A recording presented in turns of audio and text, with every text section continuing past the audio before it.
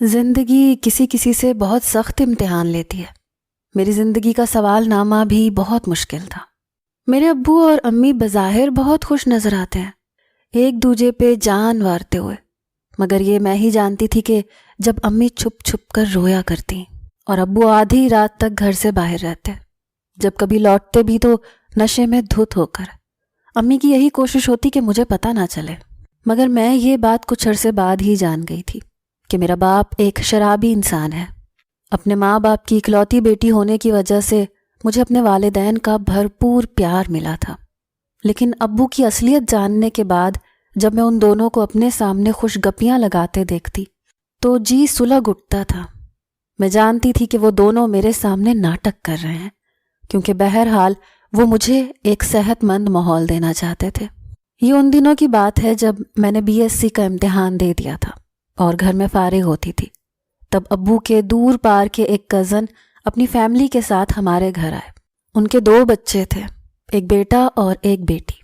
بیٹی میری ہم عمر تھی جبکہ بیٹا مجھ سے 2 سال چھوٹا تھا۔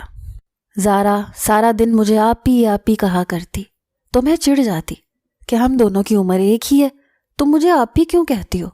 تو وہ مجھے کہنے لگتی کہ آپ مجھے اس صدی کی نہیں لگتی، ہر وقت دوپٹہ سر پہ اوڑے رکھتی ہیں، اور تو اور آپ ہنستی بھی نہیں ہیں، اسی لیے سنجیدہ خاتون لگتی ہیں، تو آپ کو میں خود سے بڑا ہی سمجھوں گی نا۔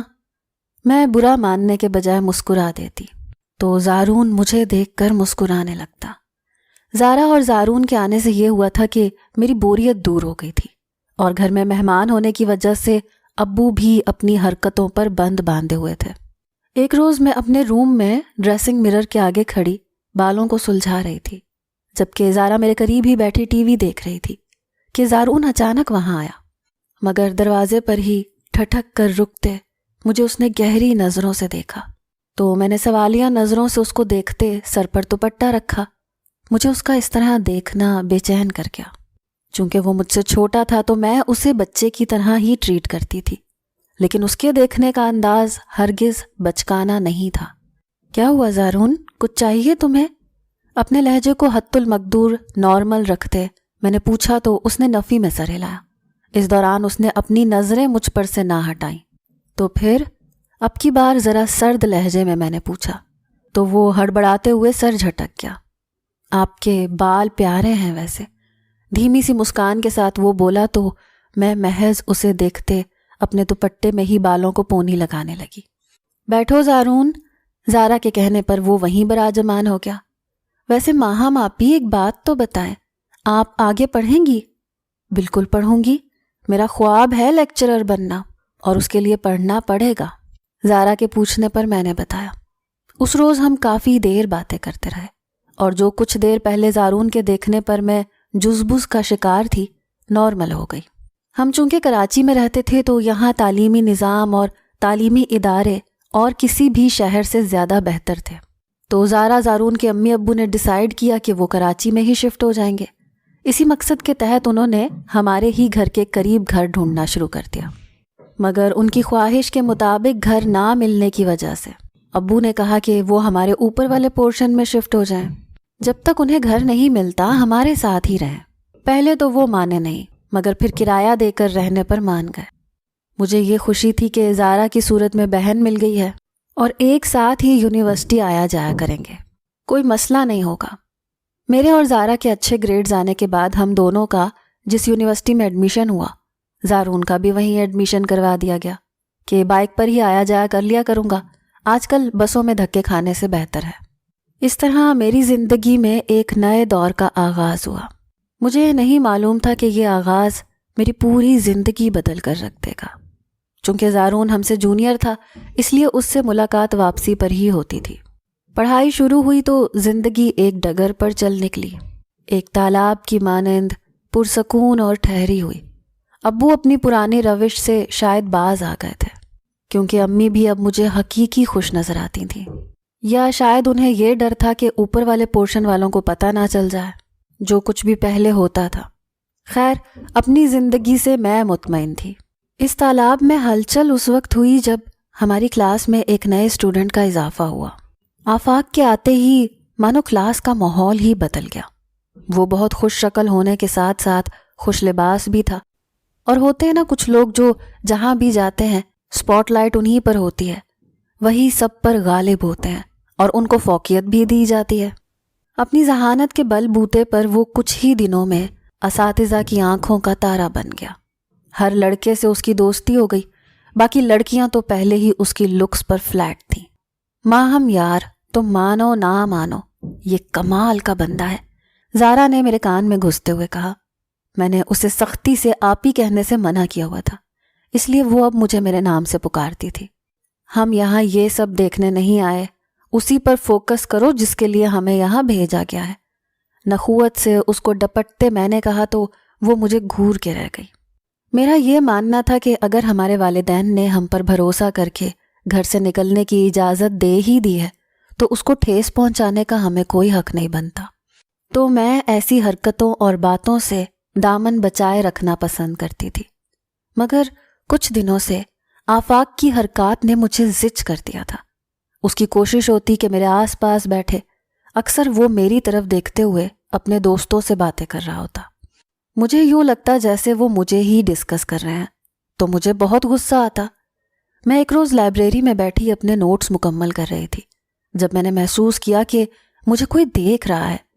ادھر ادھر نظر گھمانے پر کوئی دکھائی نہ دیا، مگر خود پر کسی کی نگاہیں میں محسوس کر سکتی تھی، اور یہ چیز مجھے بے چین بھی کر رہی تھی۔ دفتن سامنے بیٹھے شخص نے کتاب اپنے چہرے سے ہٹائی، اور اس کو دیکھتے ہی میرے چہرے کے زاویے بگڑے۔ تو آپ جان گئی میرا دیکھنا، شرارت سے کہتے وہ مجھے زہر لگا، مگر کوئی جواب دیے بغیر میں اپنی چیزوں کو سمیٹنے لگی۔ پلیز میری بات سن لیں ایک بار، منت بھرے لہجے میں اس نے کہا تو میں سوالیہ نظروں سے اسے دیکھنے لگی۔ پلیز بیٹھ جائیں۔ اس کے کہنے پر بادل نخواستہ میں جیسے ہی بیٹھی، اس نے میرے ہاتھ پر ہاتھ رکھا تو مجھے جیسے کرنٹ نے چھو لیا۔ یہ کیا بدتمیزی ہے، دانت پیستے میں نے کہا، تو وہ نظریں جھکا گیا۔ اگر میں یہ کہوں کہ آپ کا نظر انداز کرنا میں برداشت نہیں کر پا رہا تو اگر میں یہ کہوں کہ جب آپ سامنے ہوتی ہیں تب اور کچھ نہیں ہوتا، بس آپ ہی ہوتی ہیں، اگر میں کہوں کہ مجھے آپ سے محبت ہونے لگی ہے تو اس کی باتیں سن کر میں سناٹے میں رہ گئی۔ جمعہ 8 دن ہوئے تھے اسے یہاں آئے، اور اسے مجھ سے محبت بھی ہو گئی۔ میں یقین کرتی بھی کیوں کر، میں ایسے کاموں کے لیے تھوڑی نکلی تھی گھر سے، میرے اپنے مقاصد تھے جنہیں پورا کرنے کے لیے محبت جیسی خرافات کی میری زندگی میں کوئی جگہ نہ تھی۔ میری جانب اس کی منتظر نظریں مجھے مزید غصہ دلا گئیں۔ آج یہ فضولیات میرے آگے بکتی ہیں، آئندہ ایسی جرت بھی مت کرنا۔ میں ایک اچھی فیملی سے تعلق رکھتی ہوں، میرے پاس ان چیزوں کا نہ وقت ہے نہ ہی مجھے ان میں دلچسپی ہے، براہ کرم مجھے معاف رکھو۔ اس کے آگے ہاتھ جوڑ کر سرد لہجے میں کہتی میں وہاں سے نکلتی چلی گئی۔ اپنی پشت پر اس کی سلگتی نظروں کو میں اچھے سے جانتی تھی، مگر کیا کرتی، ایک بیٹی جب گھر سے نکلتی ہے تو اکیلی نہیں ہوتی، اس کے ماں باپ کی عزت اور مان اس کے ساتھ ہوتا ہے۔ میں کیسے ان کے اعتماد کو ٹھیس پہنچا سکتی تھی؟ کچھ دنوں سے زارا کو بخار تھا تو یونیورسٹی سے اس نے چھٹی لے رکھی تھی۔ پہلے 2 دن تو میں بھی نہیں گئی کہ چلو زارا کے پاس رہوں گی، ویسے بھی میرے اندر خود اعتمادی کا فقدان تھا، زارا کے بغیر سارا دن میں وہاں کیا کرتی۔ لیکن تیسرے دن مجھے اس کے بغیر ہی جانا پڑا۔ گھر سے نکلنے سے پہلے میں زارا سے ملنے گئی تو وہ اپنے کمرے میں لیٹی ہوئی تھی۔ میں نے اس سے پوچھا کہ کس بات کی ٹینشن لی ہوئی ہے، بخار اترنے کا نام نہیں لیتا، آخر مسئلہ کیا ہے؟ مگر وہ مجھے بس ہوں ہاں میں جواب دیتی رہی۔ میں نے سمجھا کہ شاید طبیعت کی وجہ سے بات کرنے کا موڈ نہیں ہے۔ بائک پر زارون کے پیچھے بیٹھتے مجھے بڑا عجیب لگا، اگرچہ وہ مجھ سے چھوٹا تھا مگر اپنے ڈیل ڈول کے باعث مجھ سے بھی 2 سال بڑا لگتا تھا۔ بہت آہستہ کیوں چلا رہے ہو بائک؟ بیل گاڑی بھی اس سے تیز چلتی ہوگی۔ بائک کی رفتار اتنی کم تھی کہ میں چڑ کر بولی، آج جی چاہ رہا ہے کہ یونیورسٹی کا راستہ لمبا ہو جائے یا یہ سفر کبھی ختم نہ ہو۔ اس کی بات سنتے میں نے ابرو اچکائے، اس کی پشت کو گھورا۔ دماغ ٹھکانے پر ہے نا؟ میرے تڑک کر بولنے پر وہ کہا لگا اٹھا۔ میں نے حیرت سے اسے دیکھا۔ تم بھی بیمار لگ رہے ہو، مگر تمہارا بخار سر کو چڑھ گیا ہے۔ منزل پر پہنچتے ہی میں نے اسے کہا تو وہ ہیلمٹ اتارتے مجھے سنجیدگی سے دیکھنے لگا۔ آپ سے محبت کا بخار ہے، یہ دماغ پر نہیں دل کو اپنی لپیٹ میں لے لیا ہے۔ طبیب تو آپ ہی ہیں، تدبیر کریں اس مرض کی۔ اتنی سنجیدگی میں بھی اس کا لہجہ متبسم تھا، جبکہ آنکھوں سے شرارت ٹپک رہی تھی۔ بڑی ہوں تم سے میں، حیا کرو۔ اس کی یہ لن ترانیاں سن کر پہلے میں سکتے میں رہ گئی، اور پھر بے اختیار کان پکڑ کر مڑوڑتے ہوئے کہا تو اس نے میرے ہاتھ پر ہاتھ رکھتے اپنا کان چھڑوانا چاہا۔ آپ نے یہ بات نہیں سنی کہ age is just a number? ویسے بھی اتنی نازک سی تو ہیں، بڑی کہاں سے لگتی ہیں آپ؟ اس نے میرے سراپے کو مخمور نگاہوں سے دیکھتے کہا۔ آج ہی بتاتی ہوں انکل کو تمہارے یہ فرمودات، ساری محبت کا بھوت اتر جائے گا۔ ہنستے ہوئے میں نے کہا، کیونکہ میں نے اس کے لبوں سے پھوٹتی شرارتی مسکان کو دیکھ لیا تھا۔ میں جان گئی تھی کہ مذاق کر رہا ہے۔ اپنی عمر کے مطابق مذاق کرنا چاہیے بندے کو۔ اس کو تنبیہ کرتے میں نے کہا تو اس نے سر تسلیم خم کیا اور کورنش بجا لایا۔ ہے تو یہ سچ ہی، مگر سمجھتی رہے مذاق۔ اس کی بات پر سر جھٹکتے میں آگے بڑھ گئی۔ مجھے معلوم نہیں تھا کہ آفاق ہم دونوں کو دیکھ رہا ہے، اور میری زارون کے ساتھ اس بے تکلفی کو اس نے جانے کون سے معنی پہنا دیے تھے۔ 2-3 کلاسز لینے کے بعد میں نے سوچا کہ لائبریری میں پڑھ لیتی ہوں۔ زارا تو تھی نہیں جس کے ساتھ رہتی، تو بہتر تھا کہ پڑھ لیتی۔ انہماک سے پڑھتے ہوئے ایک دم میرے ساتھ والی چیئر پر آفاق آ کر بیٹھا اور کھا جانے والی نظروں سے مجھے دیکھنے لگا۔ میں نے رجسٹر اور پین نکالا اور آج کا لیا گیا لیکچر اپنے الفاظ میں لکھنے لگی۔ وہ اپنا بازو ٹیبل پر رکھے اور ہاتھ کی مٹھی کو تھوڑی پر ٹکائے مجھے گھورنے لگا۔ میں ہنوز لکھتی رہی، اس لیکچر کو تیسری بار رجسٹر پر اتار رہی تھی، جب اس نے گہری سانس لیتے چیئر کی بیک سے اپنی پشت ٹکائی تو میں نے ابرو اچکاتے اس کی طرف دیکھا۔ بس میرے طنز پر اس نے مجھے داد دیتی نگاہوں سے دیکھتے سائیڈ سمائل پاس کی، جس سے اس کا ڈمپل نمایاں ہوا، تو بے ساختہ میری نظر اس میں الجھ سی گئی۔ اس کو شاید اپنی اس دلکشی کا اندازہ تھا، تبھی لبوں کو دباتے اپنی مسکراہٹ روکتے نفی میں سر ہلانے لگا۔ ویل، میں صرف یہ پوچھنے آیا ہوں کہ مجھ سے تو بات نہیں کرتی، تو صبح کس کے ساتھ اتنی ہنسی نکل رہی تھی؟ او، یہ دھواں سا کہاں سے اٹھتا ہے؟ اس کو مزید آگ لگاتے میں نے آنکھیں سکیڑتے اسے دیکھا تھا۔ دیکھو، مجھے نہیں دیکھنا، اور تمہیں تو بالکل بھی نہیں آئی سمجھ؟ اس کی بات درستگی سے کاٹتے میں نے کہا تو وہ لب بھینچتے مجھے دیکھنے لگا، یقیناً خیالوں میں میری گردن مڑوڑ رہا تھا۔ میں کس سے بات کرتی ہوں، کس کے ساتھ ہنستی ہوں، تمہیں اس سے کوئی مطلب نہیں ہونا چاہیے، پچھتاؤ گی تم۔ اس کے سرد لہجے پر میں جو وہاں سے جا رہی تھی ایک دم اس کی طرف پلٹی۔ مجھے دھمکی دے رہے ہو تم؟ نہیں، محتاط کر رہا ہوں تمہیں۔ تب تو اس کی بات کو ہوا میں اڑاتے میں وہاں سے چلی آئی، مگر وہ مجھے اب ہر وقت اپنے آس پاس نظر آنے لگا۔ جہاں جہاں میں جاتی یہ ناممکن تھا کہ وہ میرے قریب نہ ہوتا۔ مجھے یہ بھی ڈر تھا کہ زارا کو شک نہ ہو جائے، وہ میرے بارے میں کیا سوچے گی، اور اگر گھر میں کسی کو پتہ چلا تو امی اور ابو میری پڑھائی نہ رکوا دیں۔ اسی کشمکش میں امتحانات سر پر آ گئے تو ہر سوچ کو پس پشت ڈالتے میں پڑھائی میں جت گئی۔ اس کے بعد ہمیں چھٹیاں تھیں تو گھر میں رہتے ہوئے میں اس کے چیپٹر کو بالکل ہی بھول چکی تھی، بلکہ دل ہی دل میں شکر ادا کیا کہ سر سے بلا ٹلی۔ اب جو میں ہر وقت گھر ہوتی تو میں نے محسوس کیا جیسے امی اور ابو میں پھر سے کوئی مسئلہ چل رہا ہے، گو کہ وہ پہلے کی طرح دیر سے گھر نہیں آتے تھے، مگر کچھ تھا جو مجھ سے پوشیدہ تھا۔ میں نے بارہا امی سے پوچھا کہ کوئی پرابلم ہے، کوئی بات ہے جس کی پریشانی ہے، مگر وہ محض مسکرا کر مجھے تسلی دے دیتی کہ ایسا کچھ نہیں ہے۔ ایک دوپہر میں سو رہی تھی جب دروازہ دھڑ دھڑانے پر میری آنکھ کھلی۔ لاؤنج میں آئی تو امی نے دروازہ کھولا تو ابو پریشان حال اندر آئے۔ وہ بہت بے بسی سے ہم دونوں کو دیکھ رہے تھے۔ کیا ہوا ہے ابو؟ میں نے پوچھا۔ اوپر سے زارون بھی بھاگتا ہوا آیا، کیونکہ دروازے پر دستک ہی ایسی زوردار کی گئی تھی۔ سب خیریت ہے انکل؟ شکستگی اور جھکے کندھوں سے وہ چلتے ہوئے زارون کے پاس گئے۔ ہم دونوں کو دیکھتے رہے اور یکا یک ان کے تاثرات نارمل ہوتے گئے۔ ابو؟ میرے پھر سے پکارنے پر وہ جیسے ہوش میں آئے۔ زارون، تمہارے ابو گھر پہ ہیں؟ نہیں، مگر آنے والے ہیں۔ انکل کیا بات ہے؟ خیریت ہے نا سب؟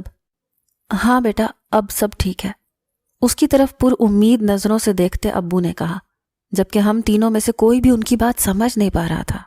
اگلے دن میں اور زارا یونیورسٹی پہنچے تو ایک لڑکی میرے پاس آئی، کہنے لگی کہ سر کلیم نے مجھے آفس میں بلایا ہے، تو میں اس کی طرف چل دی، جبکہ زارا کلاس روم میں چلی گئی۔ میں وہاں پہنچی تو روم میں کوئی بھی نہیں تھا، لیکن جیسے ہی واپسی کے لیے مڑی تو آفاق مجھے دروازہ بند کرتا دکھائی دیا۔ حواس باختہ ہوتے میں اسے اپنی طرف بڑھتا دیکھ رہی تھی۔ یہ کیا بدتمیزی ہے؟ دروازہ کیوں بند کیا ہے تم نے؟ اور تم یہ سر کلیم کے آفس میں کیا کر رہے ہو؟ یک کے بعد دیگرے میرے سوالوں پر وہ یوں مسکرایا جیسے کسی بچے کی بات پر مسکرایا جاتا ہے۔ ہٹو تم! غصے سے اس کو ایک طرف کرتے میں نے دروازے تک پہنچنا چاہا، مگر اس کو اپنی جگہ سے ٹس سے مس نہ ہوتے دیکھ کر میں اس کی طرف دیکھنے لگی۔ تمہاری کزن زارا میرے لیے اپنی جان بھی دے سکتی ہے، کیا تمہیں یہ بات معلوم ہے؟ میں چاہوں تو اس کے ساتھ کچھ بھی کر سکتا ہوں، اور وہ بھولی میری ہر بات پر ایمان لے کے آئے گی۔ تمسخرانہ ہنستے اس نے جیسے میرے سر پر آفس کی چھت گرا دی۔ تم بکواس کر رہے ہو، ایسا کچھ نہیں ہے، وہ ایسا نہیں کر سکتی، اور اگر وہ تمہیں پسند کرتی بھی ہے تو اس نے مجھے کیوں نہیں بتایا؟ وہ ہر بات مجھ سے شیئر کرتی ہے۔ تمہیں کیوں بتائے گی وہ؟ اس کو تو یہ پتہ چل گیا ہے کہ میں تمہارے حسن کا دیوانہ ہوں۔ اپنی داڑھی کھجاتے اس نے میری طرف دیکھتے آنکھ ماری تو مجھے وہ زمانے بھر کا لفنگا لگا۔ کیا چاہتے ہو تم؟ دانت پیستے میں نے پوچھا۔ مجھے تم چاہیے ہو۔ بکواس نہ کرو، میں کوئی چیز نہیں ہوں جو خود کو تمہیں دے دوں۔ اور دروازہ کھولو، کوئی آئے گا تو کیا سوچے گا کہ میں کیوں ہوں تمہارے ساتھ کمرے میں بند؟ اس کو حالات کی سنگینی کا احساس دلاتے میں نے کہا تو اس نے میری بات کا جیسے لطف اٹھایا۔ میرے انکل ہیں تمہارے سر کلیم، وہ نہیں آنے والے ابھی۔ اب یا تو میں تمہاری کزن کی معصومیت کا فائدہ اٹھاؤں یا پھر تم مجھے اپنا کچھ خوبصورت وقت دے دو، بس 1-2 گھنٹے، اکٹھے لنچ کریں گے اور بس۔ تمہارا منہ نہ توڑ دوں میں؟ اپنی ڈیل اپنے پاس رکھو اور میری بلا سے جو مرضی کرتے پھرو تم زارا کے ساتھ۔ میرے ماں باپ کی عزت کے آگے سب ہیچ ہے، اب ہٹو آگے سے۔ اسے ایک دم سے سائڈ پر کرتے میں نے دروازہ کھولا، مگر جیسے ہی باہر قدم رکھنے لگی اس نے مجھے واپس اندر کھینچ لیا۔ بہت پچھتاؤ گی ماہم، ابھی تک میں تمہارے ساتھ نرمی سے پیش آ رہا تھا، مجھے آج تک کسی نے انکار نہیں کیا۔ یہ تم ہی ہو جس کی ابھی تک میں نے سخت باتیں برداشت کی ہیں، مگر اب اور نہیں۔ میرے کان میں سرد سرگوشی کرتے اس نے مجھے باہر دھکیلا تو میں گرتے گرتے بچی۔ دل میں اس کو ہزاروں گالیوں سے نوازتے میں اپنی کلاس میں پہنچی تو زارا کو دیکھتے ہی مجھے اس کی باتیں یاد آئیں۔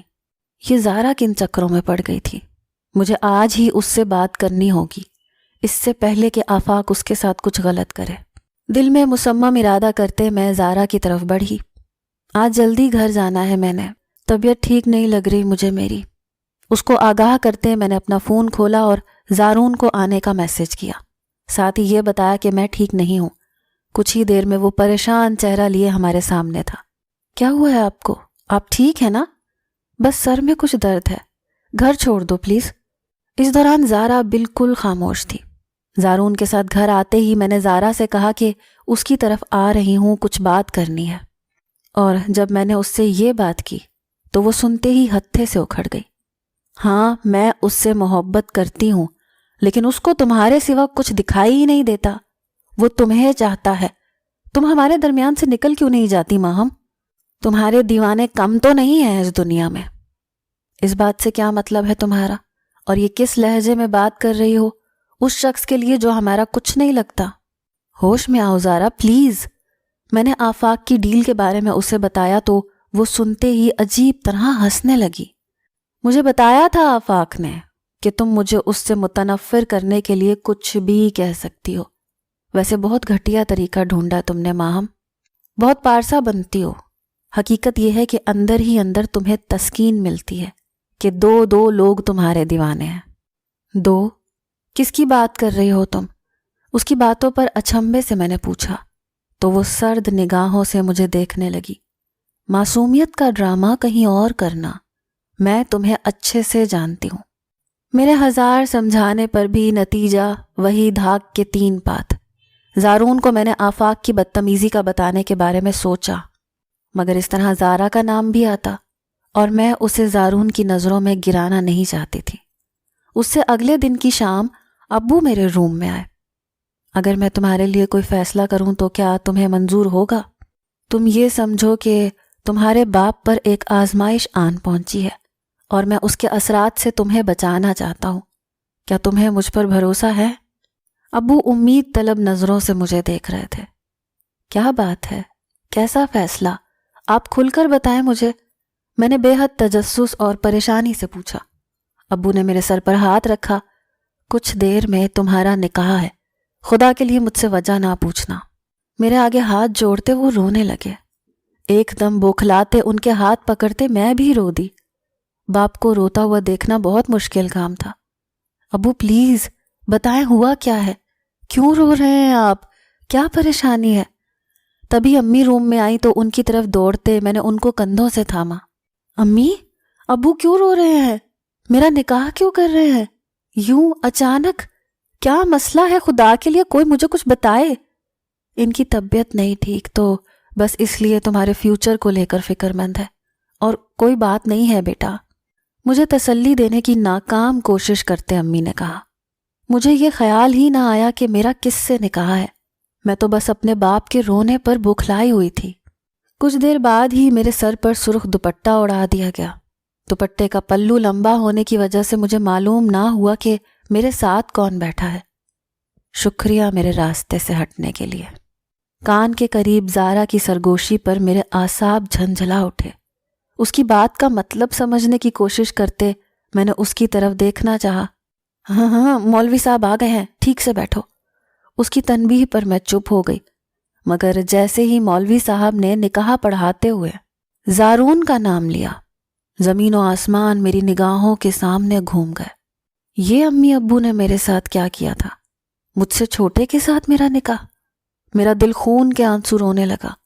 کاش میں پوچھ لیتی کہ نکاح کس کے ساتھ ہے، مگر اس وقت اپنے والدین کی عزت کی خاطر مجھے حامی بھرنی پڑی۔ ایجاب و قبول کے مراحل کے بعد میں جھٹکے سے اٹھتی وہاں سے نکلتی چلی گئی، جسے سب نے شرم سے تعبیر کیا، مگر میرے والدین جانتے تھے کہ مجھے کس بات کا غم ہے۔ زارون پر مجھے رہ رہ کر تیش آ رہا تھا۔ اس کی ہمت کیسے ہوئی اس نکاح کے لیے راضی ہونے کی؟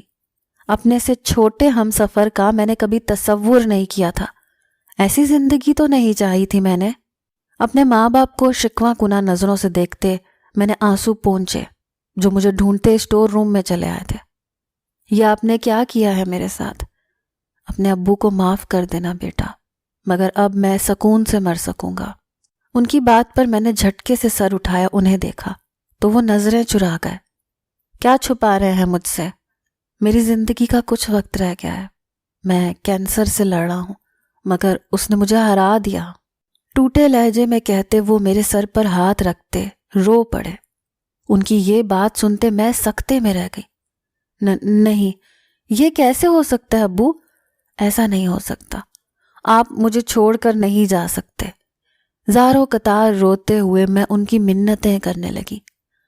وہ تو بھلا ہو کہ زارون اور اس کے گھر والے مان گئے، اب تم محفوظ ہاتھوں میں ہو، اس بات کا اطمینان ہے۔ امی نے مجھے اپنی باہوں میں بھر لیا، ابو اپنی آنکھیں پونچھتے وہاں سے چلے گئے، جبکہ میں قسمت کے اس وار پر حیران تھی۔ میرا ماسٹرز مکمل ہو گیا تھا۔ بجائے لیکچررشپ اپلائی کرنے کے میں سارا وقت ابو کے ساتھ ہی گزارنے لگی۔ مجھے پرواہ نہیں تھی کہ آفاق زارا کے ساتھ کیا کرے گا اور میرے نکاح پر اس کا کیا رد عمل ہوگا۔ میں صرف اپنے باپ کے ساتھ یادیں بنا رہی تھی، کیونکہ ڈاکٹرز کے مطابق کینسر اپنے آخری مراحل طے کر رہا تھا۔ زارون سے میرا سامنا نکاح کے بعد بالکل نہیں ہوا۔ وہ ہماری طرف آتا تو میں اپنے کمرے میں بند ہو جاتی۔ اس نے مجھ سے ملنے یا بات کرنے کی کوشش نہیں کی۔ زارا سے میرا رابطہ بالکل منقطع ہو گیا تھا۔ انکل آنٹی اور زارون باقاعدگی سے ملنے آتے تھے۔ تبھی ایک رات ابو زندگی کی بازی ہار گئے۔ میری دنیا جیسے اندھیر ہو گئی، یوں لگا بھری دنیا میں اکیلی رہ گئی ہوں۔ امی اور میں ایک دوسرے کو سنبھالتے، 2-3 بار زارا بھی ملنے آئی۔ اس کے علاوہ اس کے امی ابو روز ہی چکر لگاتے تھے۔ رہا زارون تو وہ امی کا فیورٹ تھا، انہوں نے اسے سگا بیٹا مان لیا تھا۔ مجھے اس کا امی کا خیال رکھنا بہت سکون دیتا تھا۔ نکاح ہونے کے باوجود وہ مجھے مکمل نظر انداز کرتا۔ اس کا نظر انداز کرنا کبھی کبھی مجھے بہت زج کر دیتا تھا۔ اصل ظلم تو اس بیچارے کے ساتھ ہوا تھا جو خود سے 2 سال بڑی لڑکی اس کے پلے باندھی تھی۔ میں اندر ہی اندر احساس کمتری کا شکار ہونے لگی۔ امی ابو کے بعد بیمار رہنے لگی تھی، شوگر کی وجہ سے طبیعت اکثر ڈاؤن رہتی۔ ایک دن ان کی میڈیسن ختم ہو گئی تو میں نے امی سے اجازت لے کر مارکیٹ چلی آئی۔ مجھے معلوم نہیں تھا کہ میرا گھر سے نکلنا کیا مصیبت لے کر آئے گا۔ بھری پری مارکیٹ میں ایک وین میرے آگے آ کر رکی۔ بھیگے رومال کو میری ناک پر رکھتے مجھے وین میں دھکیلا۔ اس کے بعد مجھے کچھ یاد نہیں کہ کیا ہوا۔ جب آنکھ کھلی تو میں نے خود کو ایک ٹوٹی پھوٹی عمارت کے ایک کمرے کے ٹھنڈے فرش پر پایا۔ سر کو سہلاتے ماحول کو سمجھنے کی کوشش کی تو یہ انکشاف ہوا کہ میں اغوا ہو چکی ہوں۔ مجھے معلوم تھا کہ یہ حرکت آفاق کے سوا کوئی نہیں کر سکتا۔ تبھی قدموں کی چاپ پر میں سوتی بن رہی تاکہ دیکھ سکوں کہ آفاق کا کیا مقصد ہے۔ کرسی گھسیٹ کر میرے آگے بیٹھتے اس نے میرے جھکے سر کو دیکھا۔ چلو اب ڈرامہ ختم کرو، میں جانتا ہوں بے ہوش نہیں ہو تم۔ اس کے کہتے ہی پٹ سے آنکھیں کھولتے اس کو آگ اگلتی سرخ نظروں سے میں نے دیکھا تو وہ مسکرا دیا۔ ہاں، یہی بات اچھی لگتی ہے مجھے تمہاری، تم عام لڑکیوں کی طرح ڈرتی نہیں ہو۔ تو نکاح کر لیا تم نے؟ ہاں، کیا لگا تھا پیچھا چھوٹ جائے گا تمہارا؟ غلط فہمی ہے یہ تمہاری۔ اب اپنی مرضی سے جانے دوں گا تو تمہارا سو کالڈ شوہر کیا قبول کرے گا تمہیں؟ کبھی بھی نہیں۔ اور پھر تمہارا باپ جو پہلے ہی قبر میں بیٹھا ہے، ماں بیچاری بیمار ہے، تو پھر وہ بھی سمجھدار ہو آگے تم۔ دیکھو یہ تم بالکل بھی ٹھیک نہیں کر رہے۔ کیا بگاڑا ہے میں نے تمہارا؟ پلیز مجھے جانے دو آفاق۔ ہائے کیا خوب لگتا ہے تمہارے ان ہونٹوں سے میرا نام۔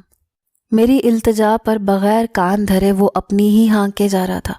مجھے گھر سے گئے نہ جانے کتنی دیر ہو گئی تھی۔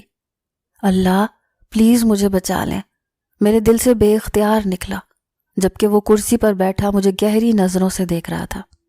یا اللہ زارون کو بھیج دیں، اللہ پاک مجھے میرے شوہر کے لیے پاک رہنے دیں، مجھے بچا لیں اس سے۔ او ہو، بڑا اپنے شوہر کو یاد کیا جا رہا ہے۔ آفاق کے کہنے پر مجھے ادراک ہوا کہ میں زارون کو بلا رہی تھی، یعنی لاشعوری طور پر میں اس کو اپنا محافظ مان چکی تھی۔ ہاں، وہ شوہر ہے میرا، اور دیکھنا اللہ اس کو بھیج دے گا تم سے بچانے کے لیے۔ ابرو اچکاتے وہ میری دھمکیاں سن رہا تھا کہ ایک دم کرسی چھوڑتے میرے چہرے کو اپنے سخت ہاتھ کی گرفت میں لیے چیخا، چلو تمہیں دیا ٹائم ختم، تمہاری اکڑ تو میں توڑ کر ہی رہوں گا، دیکھتا ہوں کون آتا ہے تمہیں بچانے۔ میرے گلے سے چادر کھینچتے وہ وحشت زدہ ہوا۔ اس سے زیادہ بلند چیخ میری تھی جو کہ چادر خود سے اترنے پر نکلی تھی۔ تبھی قدموں کی تیز آواز پر آفاق نے پیچھے مڑتے دیکھا تو پولیس کے چند اہلکاروں کے ساتھ اپنے بڑے بھائی کو دیکھتے وہ کرنٹ کھا کر سیدھا ہوا۔ زارون کو اپنی طرف بڑھتے دیکھ کر میں نے آنکھیں میچ کر اپنے رب کا شکر ادا کیا۔ رسیوں سے ہاتھوں کو آزاد کرتے زارون نے قیمتی متاع کی طرح مجھے اپنی آغوش میں بھر لیا۔ میرا دل بھر آیا اس کے لمس اور تحفظ پر۔ میں نہیں جاننا چاہتی تھی کہ وہ کیسے میرے پاس پہنچا، بس مجھے اتنا اطمینان تھا کہ میرا محرم میرے پاس ہے۔ اس کی پشت پر ہاتھ باندھتے میں نے آنکھیں موند لیں تو آنسو ٹوٹ کر میری گالوں پر بہہ نکلے۔ وہاں سے گھر آنے تک ہمارے بیچ کوئی بات نہیں ہوئی۔ میں ڈر رہی تھی کہ امی ابو سے کیا کہوں گی، مگر ان کو زارون نے یہ کہہ کر مطمئن کر دیا کہ میں اس کے ساتھ مارکیٹ میں تھی۔ تبھی دیر ہو گئی۔ امی خوش تھیں کہ میں نے زارون کو بطور شوہر تسلیم کر لیا ہے، جبکہ میرے دماغ میں یہ سوچ کر جھکڑ چل رہے تھے کہ زارون کو آفاق کے بارے میں کیسے پتہ چلا، وہ مجھ تک کیسے پہنچا۔ میں گھر جاتے ہی اپنے روم میں بند ہو گئی۔ کچھ دیر بعد زارا میرے پاس آئی، آتے ہی مجھ سے لپٹ کر رونے لگی۔ تم صحیح کہتی تھی، آفاق اچھا انسان نہیں ہے۔ کچھ دن پہلے اس کے بڑے بھائی نے مجھ سے رابطہ کیا تھا۔ اس نے مجھے کہا کہ آفاق مجھے اور تمہیں نقصان پہنچانا چاہتا ہے۔ وہ اپنے ایک دوست کے ساتھ مل کر ہمیں برباد کر دینا چاہتا ہے، اور وہ تمہاری طاق میں ہے۔ اس سے پہلے کہ میں تمہیں بتاتی تم گھر سے باہر مارکیٹ گئیں تو اس کو موقع مل گیا۔ میں نے فوراً زارون کو اور آفاق کے بھائی کو بتایا، کیونکہ جب تم گھر سے نکلی تھی تو میں تمہارے پیچھے ہی تھی۔ میرے تمہیں پکارنے سے پہلے ہی تم رکشے میں جا چکی تھی، اس لیے میں روک نہیں پائی۔ مگر جب آفاق نے تمہیں اغوا کیا، میں نے کچھ فاصلے پر وہ سب دیکھ لیا تھا۔ اس کے بھائی اور زارون کیسے تم تک پہنچے میں نہیں جانتی۔ زارون سے بھی معافی مانگ چکی ہوں۔ پلیز تم بھی مجھے معاف کر دو۔ مجھے تمہاری بات پر یقین کرنا چاہیے تھا۔ پلیز مجھے اپنی بہن سمجھ کر معاف کر دو۔ یہ سب سنتے میں تعصب سے اسے دیکھ کر رہ گئی۔ شکر ہے کہ اگر آفاق ایسا شیطان صفت تھا تو اس کا بھائی برعکس نکلا تھا۔ تم میری چھوٹی بہن ہی ہو۔ اسے گلے لگاتے میں نے اس کے آنسو پونچھے۔ تم اس دن پوچھ رہی تھی نا کہ دوسرا دیوانہ کون ہے تمہارا۔ اس کی بات پر میں سوالیہ نظروں سے اسے دیکھ کر رہ گئی۔ زارون تم سے بہت محبت کرتا ہے، اور اب سے نہیں، بہت پہلے سے، جب ہم پہلی بار تمہارے گھر آئے تھے، مگر اس نے سختی سے مجھے تم کو بتانے سے منع کیا تھا۔ اس کے اس انکشاف پر میں نے بے یقینی سے اسے دیکھا۔ ایسا کیسے ہو سکتا ہے؟ وہ تو مجھے دیکھتا تک نہیں ہے، بے ساختہ میرے منہ سے نکلا۔ پھر اپنے ہی سوال پر میں شرمندہ ہو گئی۔ وہ بس تمہیں وقت دے رہا ہے تاکہ تمہارا ذہن اس رشتے کو قبول کر سکے۔ اس کی اور اپنی عمر کے بیچ فرق کو بہت ہوا بنایا ہوا تھا نا تم نے آنٹی کے سامنے۔ انہوں نے سب بتایا تھا زارون کو۔ زارا کی بات پر میں سر پکڑ کر رہ گئی۔ امی بھی نہ۔ زارون تم سے ملنا چاہتا ہے، پلیز انکار مت کرنا۔ زارا کے پوچھنے پر میں نے گھبرا کر اسے دیکھا۔ میں کیا کہوں گی اس سے؟ اور اسے ملنا ہی کیوں ہے؟ بوکھلاہٹ میں مجھے سمجھ نہیں آیا کہ کیا کہوں۔ زارا میری طرف دیکھتے شرارتی سا مسکرائی۔ کیا مسئلہ ہے تمہیں؟ یوں کیوں مسکرا رہی ہو؟ چڑھتے ہوئے میں نے کہا تو وہ ہنستے ہوئے وہاں سے چلی گئی۔ بے ساختہ اپنے چہرے کو میں نے ہاتھوں میں چھپایا۔ توبہ ہے، میں شرما رہی ہوں۔ خود پر مجھے بے تحاشا غصہ آیا تو دوسرے ہی پل ہنسی چھوٹ گئی۔